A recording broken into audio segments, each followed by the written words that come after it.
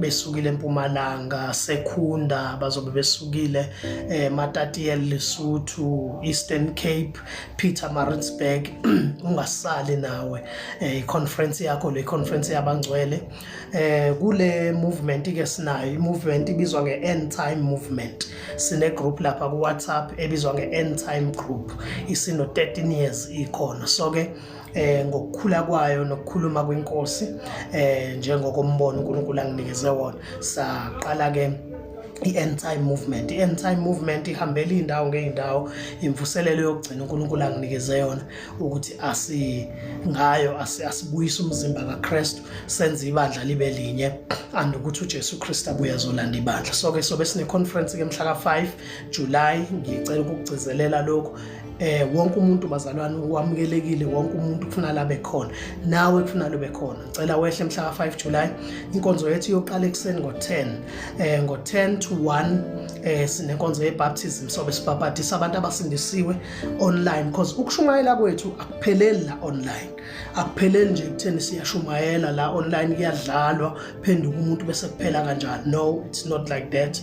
Siyashumayela la abantu baphenduke basindiswe, sibalandelele. So sine conference ke la khona bonke abantu abasindisiwe ematendeni, abasindiswe emafonini, sikhuluma nabo, abanye siwina imphefumulo ngokusizwa inkosi, sikhuluma nabo efonini, abanye go live kanje, abanye go YouTube, abanye kuphi. So i-End Time kisebenza kanjalo ke nangimvuselelo zama-10. So ke sobe sibhabhadisa la abantu abasindisiwe seloke sishumayela. So besibapha beyikhona enye ngoMarch, ikhona ke enye manje ngoJuly, July 5.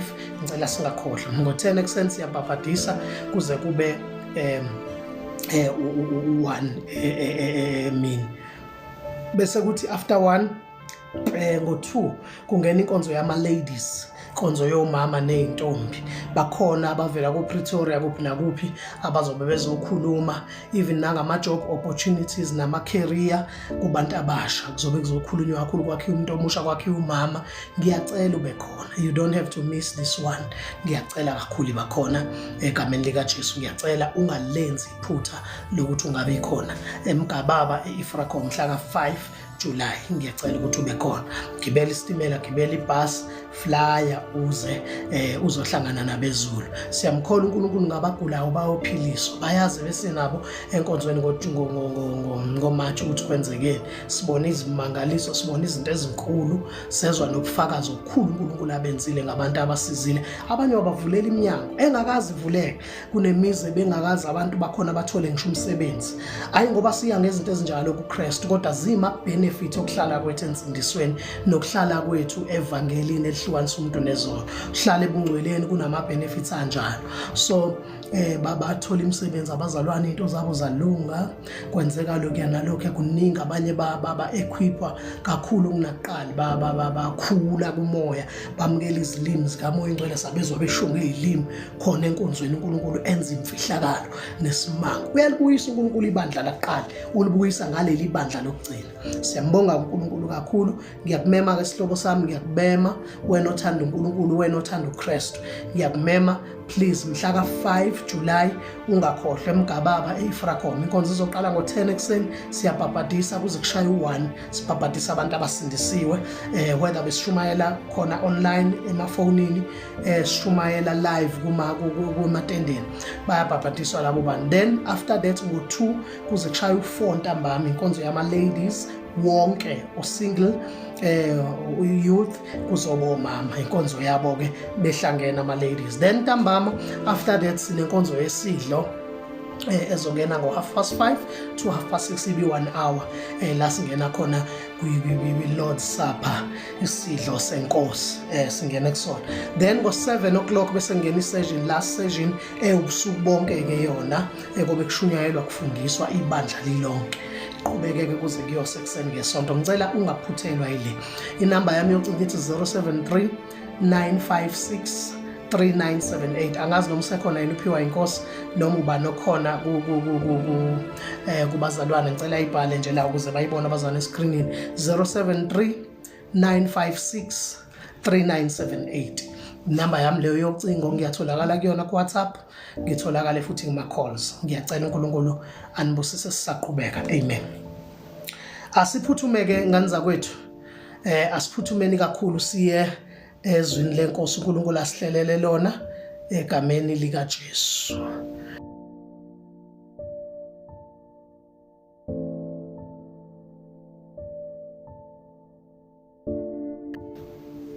Asingenene ezwini lenkosi-ke bazalwane. Namhlanje sikhuluma ngesihloko esizoloku esiqhubeka naso, sikhuluma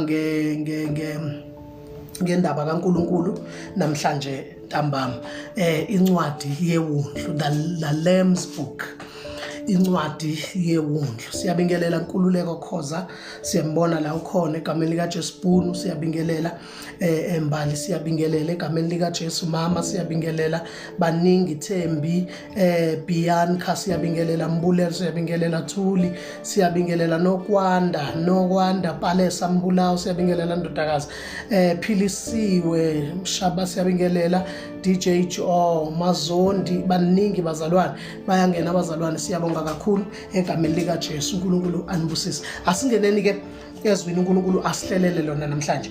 Ngicela sibheke incwadi ya Revelation chapter 13 verse number 8, incwadi yesambulo chapter 13 verse number 8. Ngokusizwa inkosi sikhuluma ngeLamb's Book namhlanje, incwadi yewundlu, incwadi yewundlu. Ake sibheke-ke uchapter 13 verse number 8 uthi haleluya, verse number 8. Bonke abakhileyo emhlabeni bayakhuleka kuso, bonke amagama abo angalotshiwe encwadini yokuphila yewundlu elahlatshwa seloku kwasekelwa umhlaba. uNkulunkulu abusise ukufunda kwezwi lakhe. Bonke abasemhlabeni bayakhuleka kusisilo. Bese lithi iBhayibheli, whosoever ongabhaliwe encwadini yokuphila yewundlu elasekelwa seloke kwasekela umhlaba. Khona into engifuna ukuyikhuluma namhlanje ukuthi uNkulunkulu noma inkosi yabaza bayo, singaba baningi sigcwala amasonto, singaba baningi sigcwale inkonzo, sibe baningi, sibe sephasikeni, sibe kuJuly, sibe noma yiphi inkonzo ongayicabanga inkonzo enkulu, kodwa inkosi yabaza bayo. Phakathi kwethu khona abantwana bakaSathane nabantwana bakaNkulunkulu. Iwundlu eliuKristu linencwadi eliyiphethe equkethe amagama abayo, inkosi yabaza bayo. Uma sikhuluma ngeLamb's Book, uma sikhuluma ngencwadi yewundlu, sikhuluma ngokuthi uJesu kunabalobile abazise lokho kwasekela umhlaba. Bakhona bangakaJesu, bakhona bakaSathane. Uyazi ukuthi there are some of us who are destined for hell and some are destined for heaven, for life, eternal life.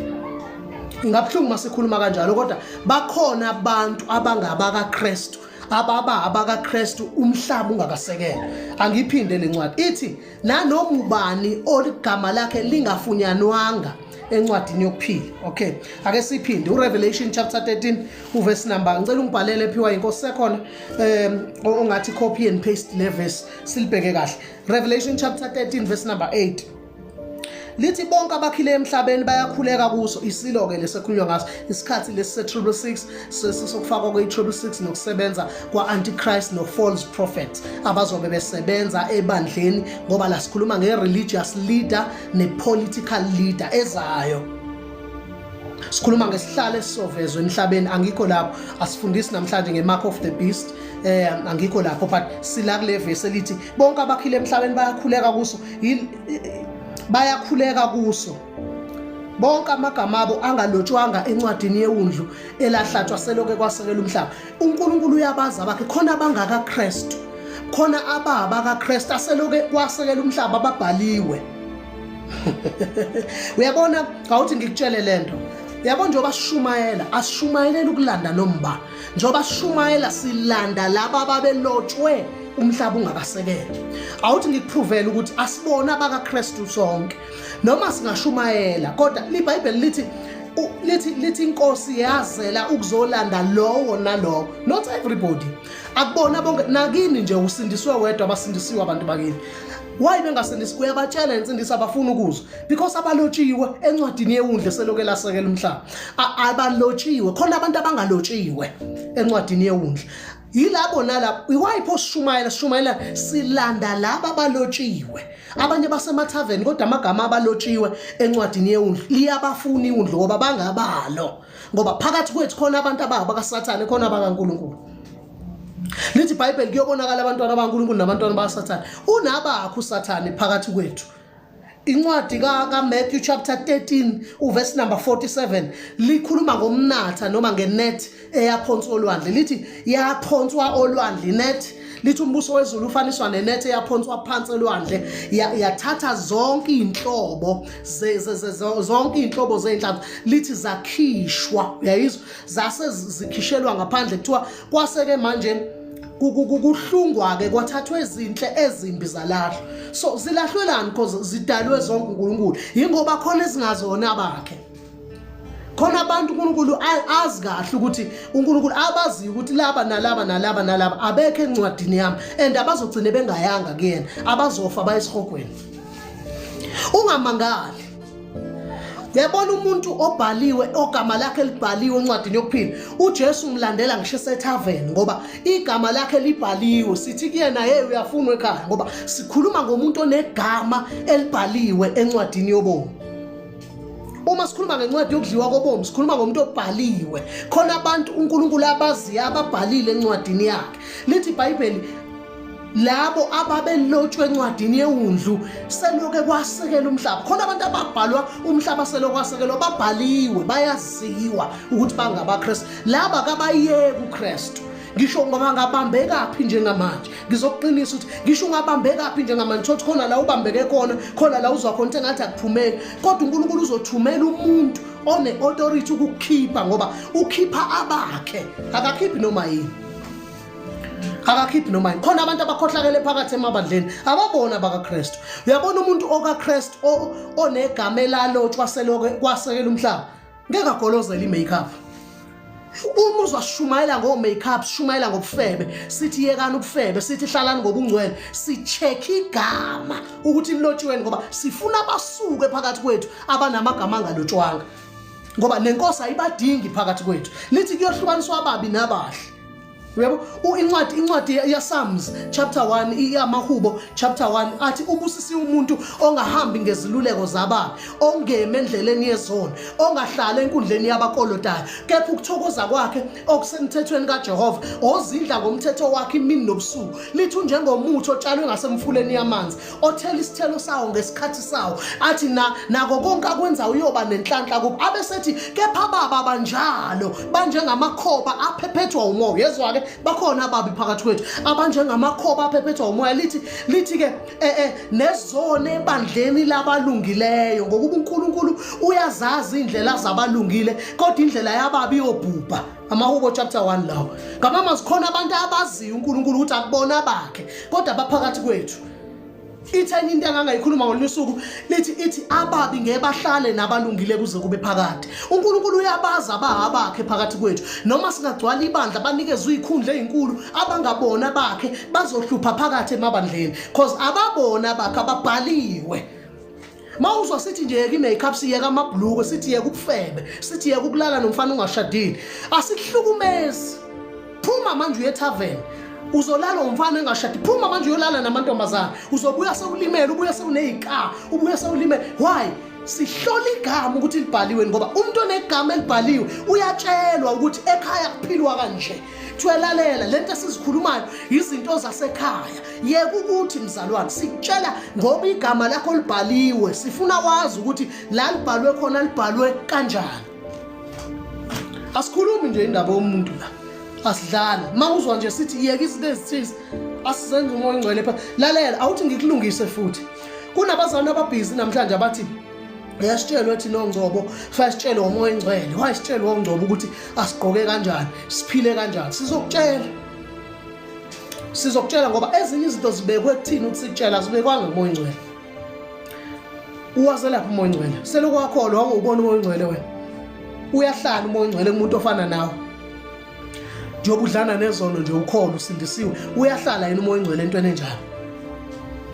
Akubona abapostoli ku chapter 15 wa Acts Zenzo chapter 15 abahlangana ngomthetho kaMose babonisana wangekho umoya ngcwele kodwa babonisana baze bathi no man abezizwa abesindiswayo asingabalobeli into eyiningi asibalobeli ukuthi bangayidli ingcubi into eyifele baphume ebufebeni uyayibona baphume ebufebeni bangakhonza izithombe bangakhonza amadlozi asibatshele lezo uma sibatshele lokho begcine lokho njengoba beqala bekhola uyabo khona izinto ekufanele sikutshele ukuze uzigcine njoba ukhona umoya ngcwele akufica ngendlela esekufundisa ezinye sekuwena othi hey yazi khona into ethi angivuka ebusuku ngo12 ngithandaza umoya ngcwele usethi vuka ngo12 uthandaza akuthina esikutsheleyo kodwa thina sikutshelile ungena ngomnyango ukuthi lana ke kuziphathwa kanje into edala sisho sihlushwa igama lakho ukuthi lilotshiwe encwadini yokuphila uma lilotshiwe sizokutshela ukuthi la lilotshwe khona kuphilwa kanje khona banamagama alotshwa seloke kwasekela umhlaba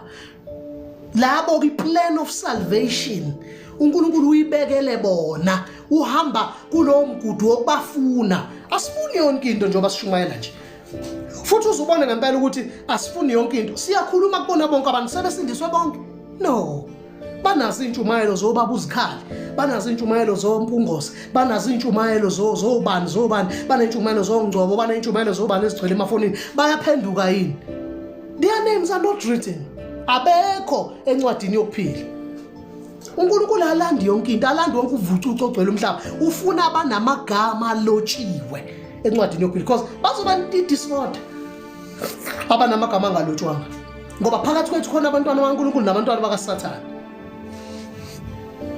uyabona incwadi kaMatthew chapter 13 ebengikhuluma ngayo lithi iBhayibheli kwatshalwa yabo ensimini watshala kahle lokwafika besalela abantu lithi kwafika nesitha satshala okwayo so phakathi kwethu khona abayimbewu yesitha phakathi kwethu khona abayimbewu yesitha abangeke bafike ezulwini ngempela ngisho bangaba phakathi kwethu kuba ngathi bayakhonza bahlupha khona bekhonza hayi ngobani hayi ngoba ilingo zabo zinkulu kunezethu ababhaliwe encwadini yokuphila so asikwazi la insindisweni ukuncenga sithi ngoba unephimbo elihle uzosiculela la no sizothatha umuntu kanti unegama elingalotshwanga ngale kasimthatha afika abi disorder and iBhayibheli lithi God is not an author of confusion uNkulunkulu akayena osiyaluyalo akayena osiphithiphithi kodwa ungokuthula so sikhuluma into kubantu abanamagama alotshiwe encwadini yokuphila seloke kwasekela umhlaba angikuphindele njoba sishumayela kubona bonke abantu kodwa abasindiswa bonke kusindiswa laba abanamagama alotshiwe encwadini yokuphila ngamamazi plan of salvation izolanda abantwana bakaNkulunkulu ishiya abantwana bakaSathane namhlanje babhizi baphethwe imoya yo-African spiritualism bathi bona bama-African spiritualist bathi baphethwe imoya yase-Afrika bona abakholwa basho uJesu bameyise bakhulume yonke into bathi uyiJuda basho yonke into ababhaliwe encwadini yokuphila noma bebekhonza nathi kuqala yabona incwadi Second Thessalonians chapter 2 uverse number 1 lithi siyanxusa abazalwane mayelana nokufika kwenkosi yethu uJesu Kristu nokubuthanela kwethu kuyo yini le irapture lithi ukuba ningasheshe ninyakaziswe emqondweni wenu nanoma ingencwadi nanoma ingephimbo nanoma ingomoya noma ingencwadi kube ngathi vela kithi lithi ngeke kwenzeke ukuthi uJesu ahlwithe ibandla kungakaveli ukuhlubuka a great falling away into ezokwenzeka kuqala uJesu engakabuyi a great falling away omunye ade khuluma nami ethi amabandla amaningi uSathane uvelelwe amabandla agcwele umhlaba abashumeli bagcwele umhlaba no it's a great falling away ukuhlubuka amaningi amabandla aqalwa abantu abahlubukile abaphume la behlubuke khona uphuma eFaith Mission wawuqala ithwane leFaith Mission futhi mawuthi uyabheka ingcono iFaith Mission kunalento ayiqalile uzibuza ukuthi wayephumelana eFaith Mission khona abazalwane uzudabuka ukuthi wayephumelana eAfrican Gospel because uwese kunento ayiyona eAfrican Gospel uphume eAfrican Gospel ezigcinile namhlanje ulala namantombazana uyaphila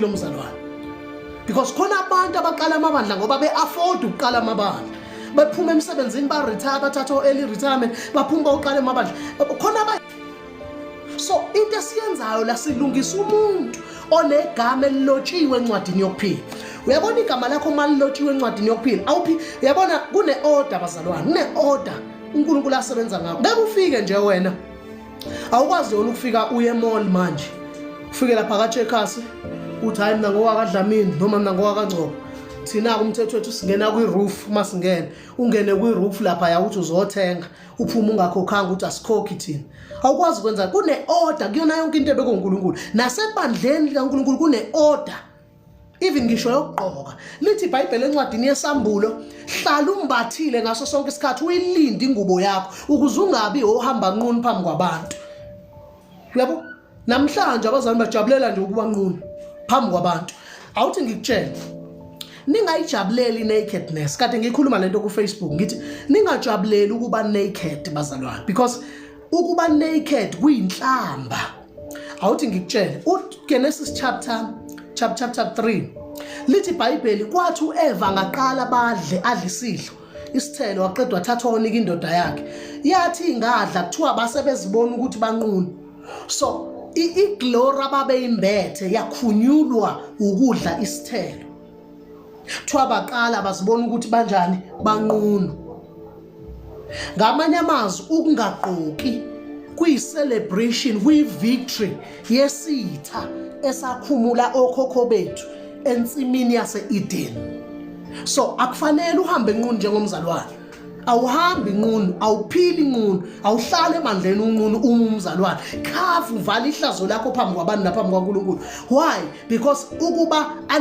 uncovered ukuba ungaqoki ungambathi kuyi-celebration noma i-victory yesitha esanqoba okhokho bethu endulo sabakhumula into uNkulunkulu ayebambathisile babengayiboni ukuthi ba-naked kodwa the time sebedlile bazibona ukuthi ba-naked yini lo idlile usu-naked ebandleni yini lo idlile bafana bami senidleni zinceku zenkosi senidleni and ngeke lithi iBhayibheli ngeke uzuphenduka ungakatshelwa iqiniso and lithi bawuphenduka kanjani bengashunyayezwanga sizokutshela iqiniso lokuthi musukhamba nqunu phakathi kwabantu musukhamba nqunu phakathi hlonipha umzimba wakho hlonipha uNkulunkulu sifuna bamagama alotshiwe encwadini yokuphila asivale ngale verse ngoba sengiyavala asifune Ephesians chapter 1 verse number 4 I believe verse number 4 kwabase Efeso chapter 1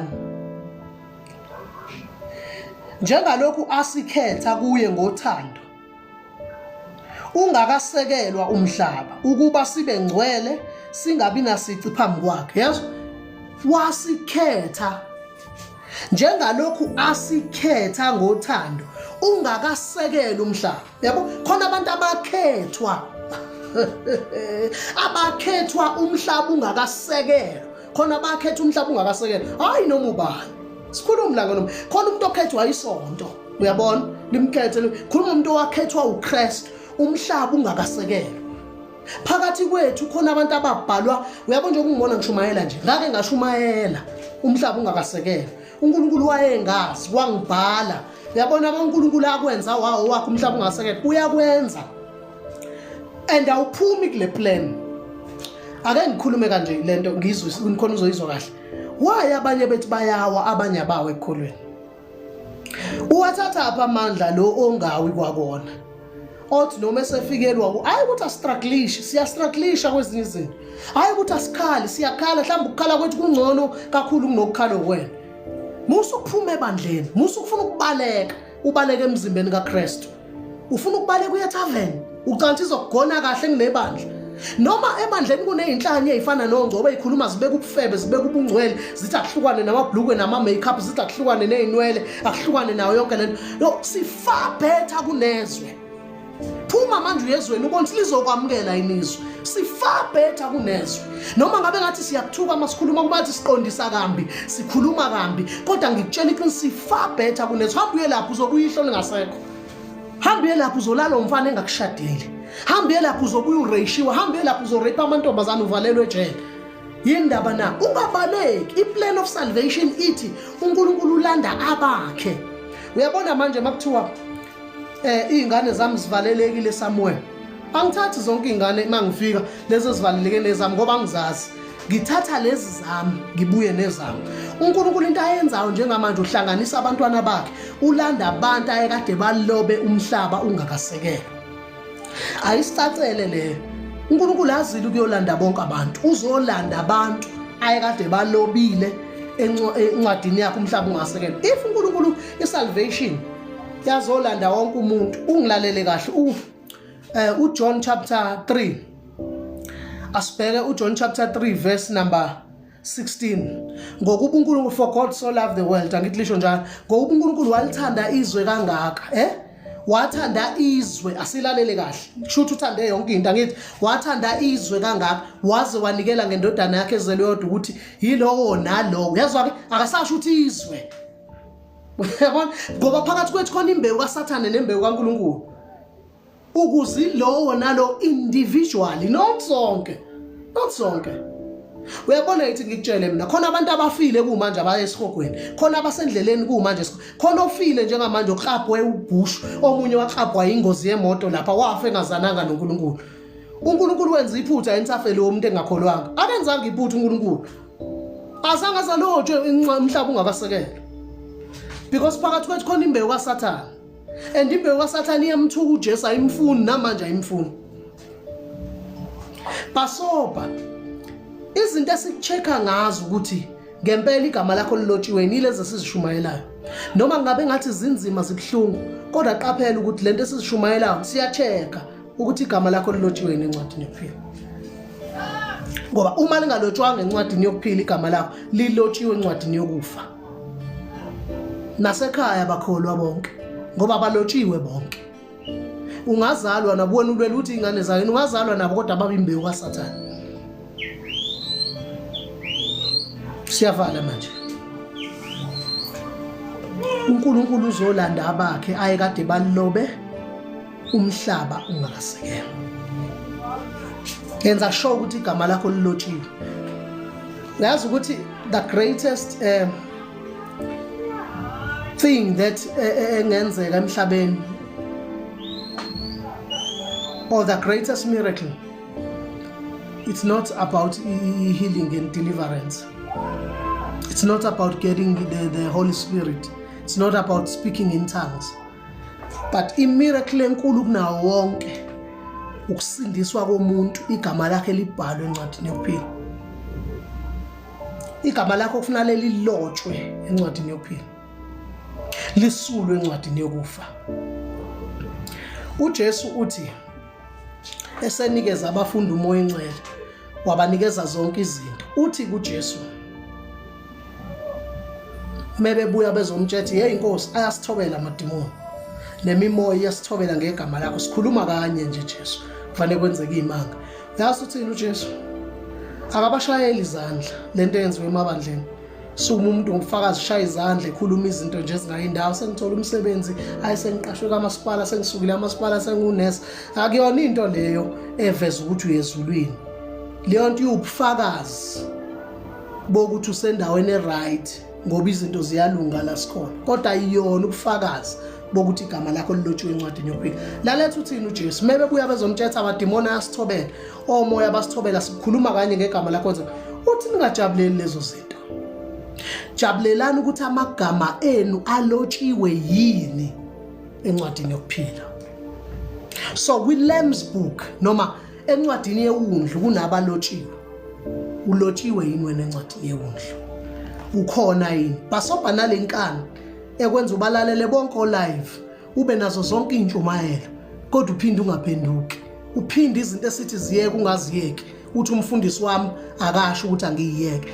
Abanye abafundisi abalotshiwe encwadini yokuphila, bayashumayela ngoba bashumayelela izisu zabo. Abanye bayashumayela ngoba ayikho into abangayenza. Abanye bayashumayela because wayezalo umfundisi wathatha ibandla likababa wakhe, ifamily church, umdlalo. Bakhona benza leyonto, bakhona benza ngathi kuseNazaretha la. Nginombuzo bafowethu sengivala ukuthi labafundisi abadumile abanganitshela amaqiniso, abakaze balibone yini ivesi elithi owesifazana angahlobi ngeinwele ezi-braid, lithi not with braided hair? Akaze balibone? Akaze balibone lithi umuntu wesifazana akalilidi ibandla? Why bengakhulumi ngalento ozikhali? Why umpungose lento bangayikhulumi? Why omahlaba lento namanje omama bakwabo basaxhuma inwele namanje basafaka amawigi? Why kube ngathi ongcobo abaphilile bodwa emakhanda bashumayela umsangano? Why ebandleni lakho, why ebandleni langakini ingakhulumi iqiniso? Why lingakhulunywa iqiniso? Phakathi kwethu khona imbewu kaNkulunkulu nembewu kaSathane. Abanye abafundisi bagcotshiwe bakusebe kwi-secret society kumanje. So khuluma nge-secret society the time mase singena kwi-rise of the antichrist. Sizongena kuyona next week, the rise of the antichrist. Songena kuyona. Khona abanye abaqashiwe lithi iBhayibheli baphume phakathi kithi ngoba bengabona abakithi. Khona abaphumela kuthina. Uthola umuntu umfundisi inkosi yami umfazi wakhe uboqoke ngathi movie maker, shama makeup washaya wathwiza wenza yonke lento wahloba ngayo yonke indlela wafaka uxhaxha lamagolide. Lithini iBhayibheli? And yashumayela lenceke and uboba gada baba namavesi amakhulu to bless you, bless coming in, bless going bana lokhoza amakhulu. Kodwa abafuna ukukhuluma ngesimilo, abafuna ukukhuluma ngokugqoka, abafuna ukukhuluma ngezinto ezazama fundamentals salvation. Izinto esakhula zikhulunywa zikhuzwa. As a result ogogo bethu abasayi kulamasonto. Abafithi kulamasonto akhona manje. Because kuyadlalwa kusetshenzelwa isisu. Kwenzela umfundisi appreciation emva. U-appreciate wawenzeli. Yini ayikhulumile isabantu ezulwini. Uzikhulumile ezibabusisayo lezokuthi bahlala kanjani emshadweni. Kodwa utshela abantu abangaphendukile, utshela abantu abasahloba. Utshela abafana abasalala namantombazane lebandla. Azikhuzwa lezi zinto. Wathi omunye ngeke ukwazi ukukhuza lebandleni ungakhuzi kwakho. Wazi ngani angikhuzi kwami? Wazi ngani usibani bana akhuzi kwakhe? Sifuna abanamagama alotshiwe. Ungatsihlali igama lakho lingalotshwanga encwadini yokuphila ke sithandaze. Ngiyafisa maye khona othi angaze ngimamukele uJesu njengenkosi nomsindisi. Sazohlungwa izimvu nezimbuzi phakathi kwethu. Qaphelani ukuduma akwenzi uyezulwini.